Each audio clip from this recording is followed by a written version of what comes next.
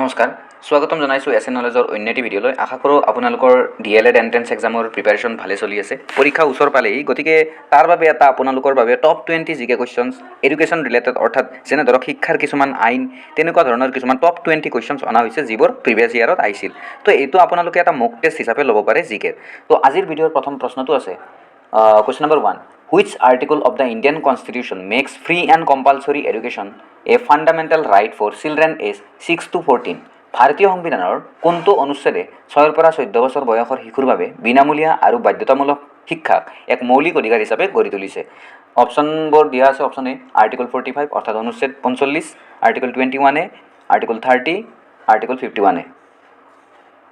তো ইয়াৰ শুদ্ধ উত্তৰটো হৈ যাব option number B, article 21A অৰ্থাৎ অনুচ্ছেদ 21 ভাৰতীয় সংবিধানৰ এই অনুচ্ছেদ 21A অৰ্থাৎ আৰ্টিকল 21A অনুচ্ছেদে 6 পৰা 14 বছৰ বয়সৰ শিশুৰ বাবে বিনামূলীয়া আৰু বাধ্যতামূলক শিক্ষাক এক মৌলিক অধিকাৰ হিচাপে গঢ়ি তুলিছে। মনত ৰাখিব।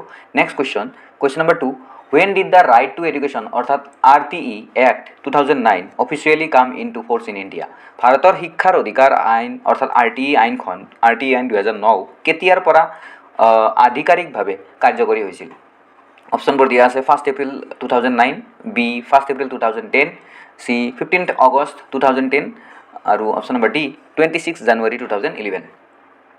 তো ইয়াৰ শুদ্ধ উত্তৰটো হৈ যাব অপশ্যন নম্বৰ বি 1 এপ্ৰিল 2010 চন। তো ভাৰত শিক্ষাৰ অধিকাৰ আইন 2009 কেতিয়াৰ পৰা আধিকাৰিকভাৱে কাৰ্যকৰী হৈছিল? তো ইয়াৰ শুদ্ধ উত্তৰটো হৈ যাব option number B 1 April 2010। Next question number 3. Under the RTE Act 2009, what is the mandated pupil teacher ratio অর্থাৎ PTR for primary schools classes 1 to 5? RTE আইন 2009 অধীনত প্ৰাথমিক বিদ্যালয়ৰ প্ৰথমৰ পৰা পঞ্চম শ্ৰেণীৰ বাবে নিৰ্ধাৰিত ছাত্ৰ শিক্ষকৰ অনুপাত অৰ্থাৎ PTR কিমান? পিউপিল টিচাৰ ৰেচিঅ' কিমান থাকিব লাগে? অপশ্যন এ দিয়া আছে 30:1, বি 35:1, চি 40:1, ডি 25:1।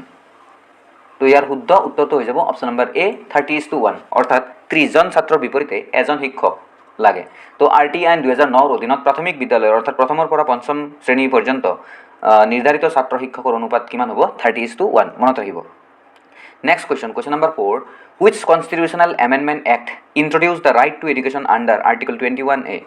অৰ্থাৎ কোনটো সাংবিধানিক সংশোধনী আইনৰ জৰিয়তে অনুচ্ছেদ 21ৰ অধীনত শিক্ষাৰ অধিকাৰ অন্তৰ্ভুক্ত কৰা হৈছিল?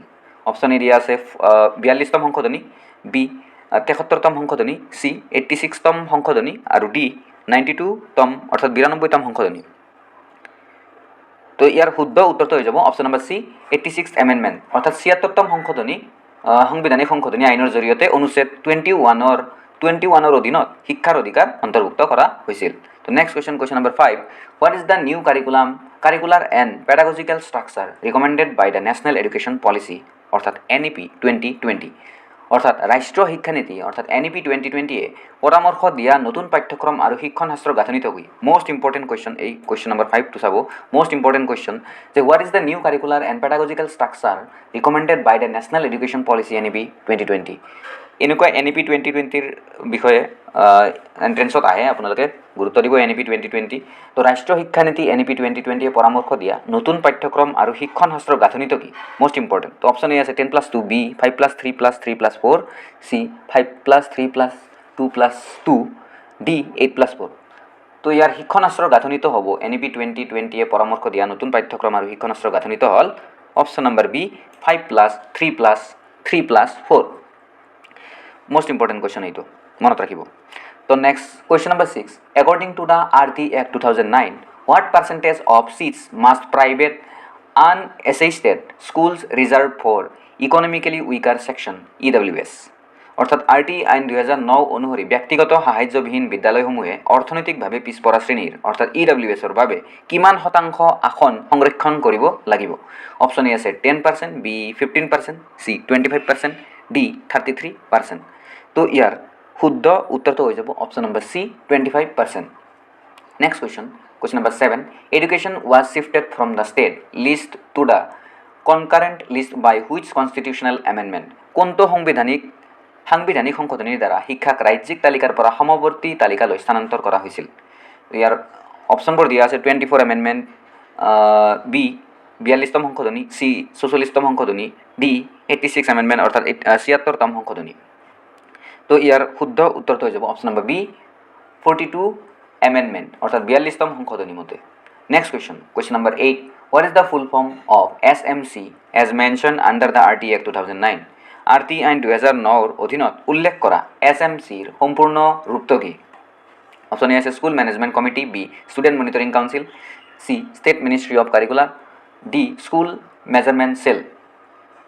তো ইয়াৰ শুদ্ধ উত্তৰটো হৈ যাব কুৱেশ্যন নম্বৰ 8ৰ option number A school management committee. SMCৰ সম্পূৰ্ণ অৰ্থটো হ'ল RT আইন 2009ৰ অধীনত উল্লেখ কৰা SMCৰ সম্পূৰ্ণ অৰ্থটো হ'ল অৰ্থাৎ সম্পূৰ্ণ ৰূপটো হ'ল school, option number A school management committee.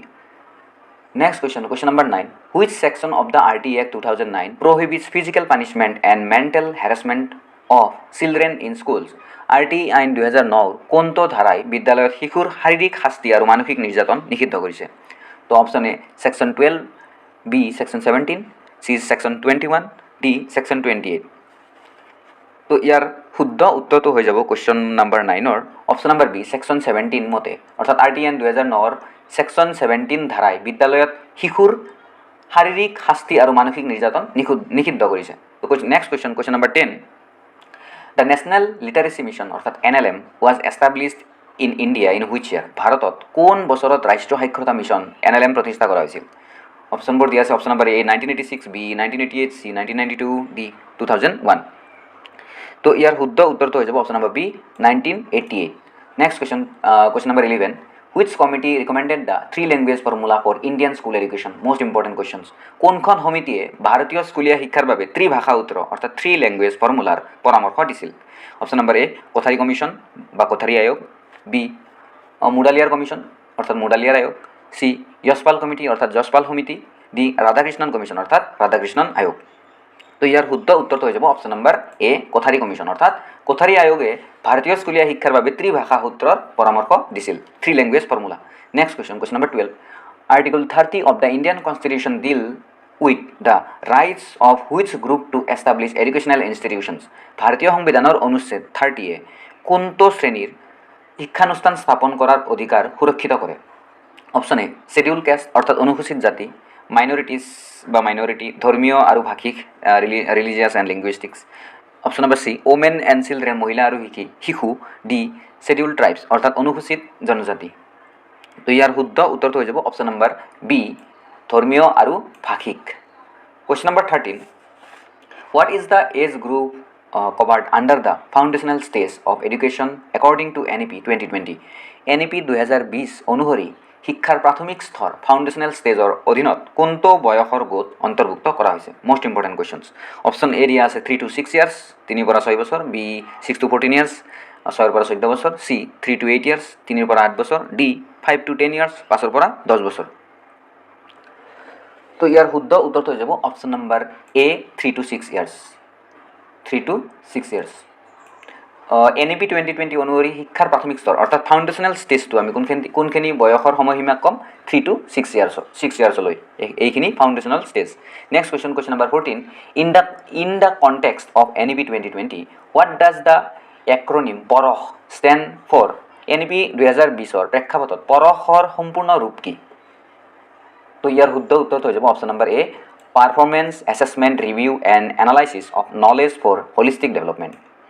মনত ৰাখিব পৰশৰ সম্পূৰ্ণ ৰূপটো হ'ল performance assessment review and analysis of knowledge for holistic development. Next question number 15, the mid day meal scheme now PM Poshan was first introduced nationally in which year? মধ্যাহ্ন ভোজন আঁচনি বৰ্তমান PM পোষণ প্ৰথমবাৰৰ বাবে ৰাষ্ট্ৰীয় পৰ্যায়ত কোন বছৰত প্ৰৱৰ্তন কৰা হৈছিল? অপশ্যন এ আছে 1991, B 1995, C 2001, D 2009।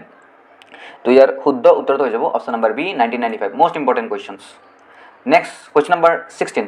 Which authority coordinates and maintains standards for teacher education in India? ভাৰতত শিক্ষক শিক্ষাৰ মানদণ্ড কোনে সমন্বয় আৰু বজাই ৰাখে? তো ইয়াৰ শুদ্ধ প্ৰথমতে অপশ্যনবোৰ চাই লওক। Option A NCERT, B UGC, C NCTE, D SCERT। তো ইয়াৰ শুদ্ধ উত্তৰটো হৈ যাব অপশ্যন চি NCTE অৰ্থাৎ national council for teachers educations. তো ভাৰতত শিক্ষক শিক্ষাৰ মানদণ্ড কোনে সমন্বয় আৰু বজাই ৰাখে? NCTE। তো question number 17, under the RTE Act 2009, how many minimum working hours per academic year are mandatory for an upper primary school teacher. অর্থাৎ RTE আইন 2009 অধীনত উচ্চ প্ৰাথমিক বিদ্যালয়ৰ শিক্ষক এগৰাকীৰ বাবে প্ৰতি শিক্ষাবৰ্ষত সৰ্বনিম্ন কিমান কৰ্মঘণ্টা বাধ্যতামূলক? Most important questions. Option A আছে 800 ঘণ্টা, বি 1000 ঘণ্টা, সি 1200 ঘণ্টা, ডি 1500 ঘণ্টা। তো উচ্চ প্ৰাথমিক বিদ্যালয়ৰ শিক্ষক এগৰাকীৰ বাবে প্ৰতি শিক্ষাবৰ্ষত সৰ্বনিম্ন অপশ্যন নাম্বাৰ বি 1000 ঘণ্টা অৰ্থাৎ 1000 কৰ্মঘণ্টা বাধ্যতামূলক। তো ইয়াৰ শুদ্ধ উত্তৰটো হৈ যাব option number B. Next question, question number 18, what is the primary objective of the Samagra Shiksha scheme launch by the government of India? ভাৰত চৰকাৰে আৰম্ভ কৰা সমগ্ৰ শিক্ষা অভিযানৰ মূল উদ্দেশ্য কি? অপশ্যন এ আছে উচ্চ কাৰিকৰী শিক্ষাৰ প্ৰসাৰ কৰা, বি প্ৰাক প্ৰাথমিকৰ পৰা দ্বাদশ শ্ৰেণীলৈকে সামগ্ৰিক স্কুলীয়া শিক্ষা, চি প্ৰাপ্তবয়স্কৰ সাক্ষৰতা কাৰ্যসূচী, ডি মহাবিদ্যালয়ৰ শিক্ষাৰ্থীক বিনামূলীয়া লেপটপ প্ৰদান। তো ইয়াৰ শুদ্ধ উত্তৰটো হৈ যাব কুৱেশ্যন নাম্বাৰ 18-ৰ option number B, holistic education from pre school to class 12, অৰ্থাৎ প্ৰাক প্ৰাথমিকৰ পৰা দ্বাদশ শ্ৰেণীলৈকে সামগ্ৰিক স্কুলীয়া শিক্ষা। এইটো শুদ্ধ উত্তৰ হৈ যাব অপশ্যন নাম্বাৰ বি।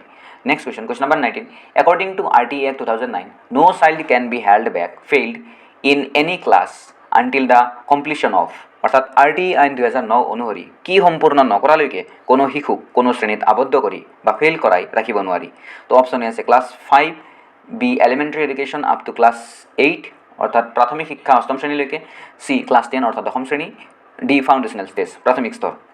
তো ইয়াৰ শুদ্ধ উত্তৰটো হৈ যাব অপশ্যন নাম্বাৰ বি, ইয়াৰ শুদ্ধ উত্তৰটো হৈ যাব option number B, elementary education up to class 8, অৰ্থাৎ প্ৰাথমিক শিক্ষা অষ্টম শ্ৰেণীলৈকে RTE আইন 2009 অনুসৰি অষ্টম শ্ৰেণী প্ৰাথমিক elementary education up to class 8লৈ সম্পূৰ্ণ নকৰালৈকে কোনো শিশুক কোনো শ্ৰেণীত আবদ্ধ কৰি বা ফেইল কৰাই ৰাখিব নোৱাৰি। তো শেষৰটো প্ৰশ্ন আজিৰ ভিডিঅ'ৰ, question number 20, who was the chairman of the drafting committee of the national education policy NEP 2020? ৰাষ্ট্ৰীয় শিক্ষানীতি NEP 2020-ৰ খচৰা প্ৰস্তুতকৰণ সমিতিৰ অধ্যক্ষ কোন আছিল? তো ইয়াৰ শুদ্ধ উত্তৰটো হৈ যাব option number C, option C doctor DS Kothari. তো আজিৰ ভিডিঅ'টো ইমানেই। আপোনালোকে 20টাৰ ভিতৰত কিমানটা পাৰিলে কমেণ্ট ছেকশ্যনত কমেণ্ট কৰি জনাব, আৰু নেক্সট যদি এনে প্ৰেক্টিছ ছেট ভিডিঅ' লাগে অৰ্থাৎ মক টেষ্ট ৰিলেটেড ভিডিঅ' লাগে তেনেহ'লে কমেণ্ট ছেকশ্যনত কমেণ্ট কৰি জনাই দিব। আৰু চেনেলটোত যদি নতুন হয় ছাবস্ক্ৰাইব কৰিব যাতে নেক্সট ভিডিঅ'ৰ ন'টিফিকেশ্যন তৎক্ষণাত পাই যায়। ধন্যবাদ।